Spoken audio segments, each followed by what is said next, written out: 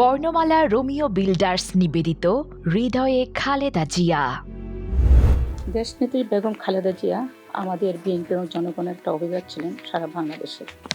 ওনাকে হারিয়ে আমরা সত্যিকার অর্থেই বড় ধরনের কিছু একটা হারিয়ে ফেলেছি, এটা পূরণ করা আমাদের পক্ষে হয়তো বা সম্ভব না।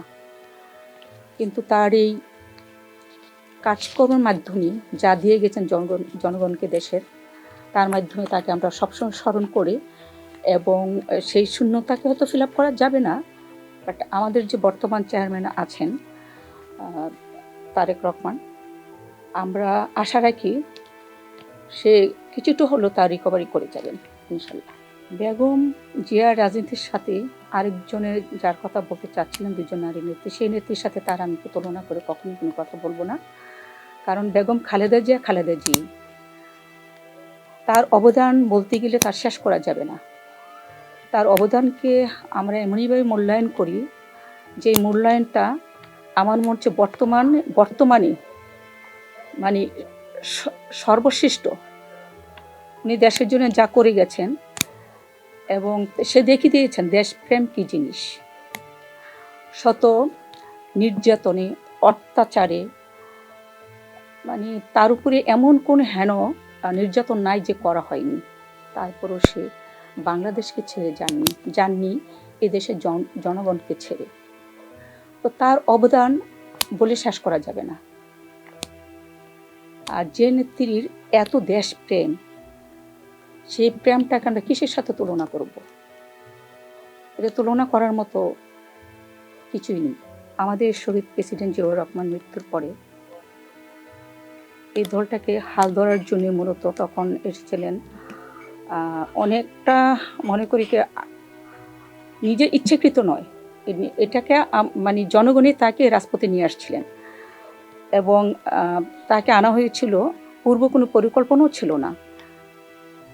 শহীদ প্রেসিডেন্ট জিয়াউর রহমানের মৃত্যুর পরে তাকে কঠিন সিদ্ধান্তটা নিতে হয়েছে দেশের জন্য এবং জনগণের জন্য। শহীদ প্রেসিডেন্ট জিয়াউর রহমানের হত্যার পর উপরাষ্ট্রপতি বিচারপতি আব্দুল সাত্তার ভারপ্রাপ্ত রাষ্ট্রপতি দায়িত্ব গ্রহণ করেন। তারপরে তার কাছ থেকে যেটা করা হয়েছে, আমাদের হোসেন মোহাম্মদ এরশাদ তাকে দায়িত্ব নিয়ে নিলেন, একরকম জোর করে সেটাকে করা হয়েছে। তারপরে তো এইভাবে এটাকে কি বলে স্থগিত করে দেয়, বাংলাদেশের রাষ্ট্রপতি হিসাবে ঘোষণা করেন হোসেন মোহাম্মদ এরশাদ নিজেকে। তারপর তো ব্যাপক আন্দোলন শুরু হয়েছে, বিভিন্ন বিরোধী দলগুলো পদত্যাগের মুখে এরশাদ সংশোধন ভেঙে দিতে বাধ্য হন। এইভাবেই এই জনগণকে ধরে রাখার জন্য, এই বিএনপি দলটাকে ধরে রাখার জন্য পরে সেই কঠিন সিদ্ধান্ত বাধ্য গৃহবধূ থেকে রাজপথে আসেন। বেগম খালেদা যদি সেই সময়ে, এটা শুরু হয়েছিল সম্ভবত 1980 থেকে 90 সালের মধ্যে, সেই সময় যদি বেগম খালেদা যে রাজপথে না আসতেন, স্বৈরাচার হোসেন মোহাম্মদ এরশাদকে তাড়ানো সম্ভব ছিল না, নামানো কিছুতে সম্ভব ছিল না। বেগম খালেদা ছিলেন আপসীন নেত্রী। আর তৎকালীন সময় যদি তাকে পর্যবেক্ষণ করা যায়, তার রাজনৈতিক জীবনটা, আশা এবং এরশাদ বিরোধী আন্দোলন কিভাবে করেছেন, এটার কোনো বিকল্প ছিল না। একমাত্র বেগম খালেদা জিয়া মাটি ছিলেন বলেই সেটা সম্ভব হয়েছে।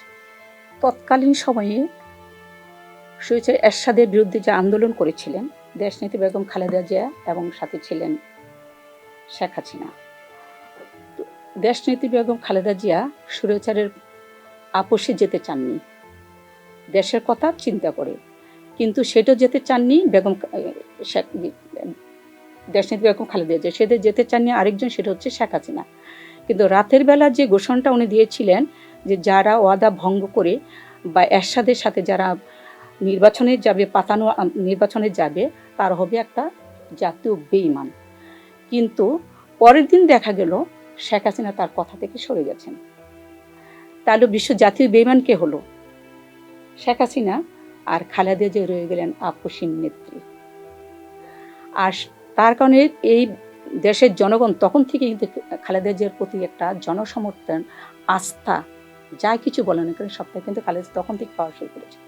এই শাসনামলে যারা হাসিনার আমলে সন্ত্রাসীদেরকে অস্ত্র দিয়েছে, ওনারা যখন 96 সালে ক্ষমতায় আসেন শেখ হাসিনার আমল, আর 2001 থেকে 6 পর্যন্ত খালেদা জিয়া কোনো সন্ত্রাসীকে প্রশ্রয় দেয়নি এদেশে, বরঞ্চ নিজের দলে যদি কেউ সন্ত্রাসী পাওয়া করতেন তাদেরকে সে বিচার করতেন এবং তাদেরকে দল থেকে বহিষ্কার করতেন। এবং এমনও দেখা গেছে তার সময়ে এরকম কোনো সন্ত্রাসী যদি কেউ করছে শুনছে তখন তাদেরকে একদম পার করে দিয়েছিলেন সেটা। তাহলে দুইজনের সেটা হচ্ছে তখন এটাকে বলা হতো সেনাবাহিনীদেরকে ধারা একটা ক্লিন অপারেশন হার্ট এরকম মনে কিছু একটা ছিল পরিচালনা, অপারেশন ক্লিন হার্ট পরিচালনা করেন, পাশাপাশি র্যাব প্রতিষ্ঠা করেন। তাহলে বোঝা গেল যে শেখ হাসিনার আমলে সন্ত্রাসী তৈরি হয়েছে আর খালেদা জিয়ার আমলে সন্ত্রাসী বিলুপ্ত হয়েছে। এখন খালেদা জিয়া নিজ দলের যে দুষ্ট লোকের কথা বলছেন তাদেরকে কখনোই ছাড় দেননি। তৎকালীন সময়ে খালেদা জিয়া নিজ দলের চাঁদাবাজ সন্ত্রাসীদেরকে একেবারেই ছাড় দেননি, যেটা শেখ হাসিনার সময় দিয়েছিলেন।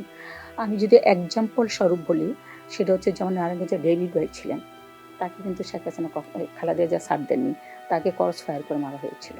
তো সংবাদকে অবশ্যই ধন্যবাদ জানাই, যেটা এটা একটা গণমাধ্যম, তার মাধ্যমে আমরা অনেক কিছু তুলে ধরতে পারবো। খালেদা জিয়ার অবদান বা এটা যদি চালু থাকে না, আপনারা যদি ভালোভাবে এটাকে চালু রাখেন, আমার মনে হয় আপনারা এটা দিয়ে অনেক দূরে এগিয়ে যেতে পারবেন।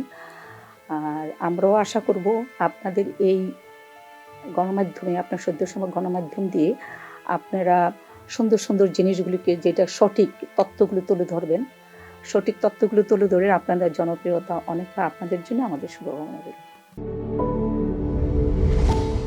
বর্ণমালা রোমিও বিল্ডার্স, জন্মই যার সৃষ্টিতে।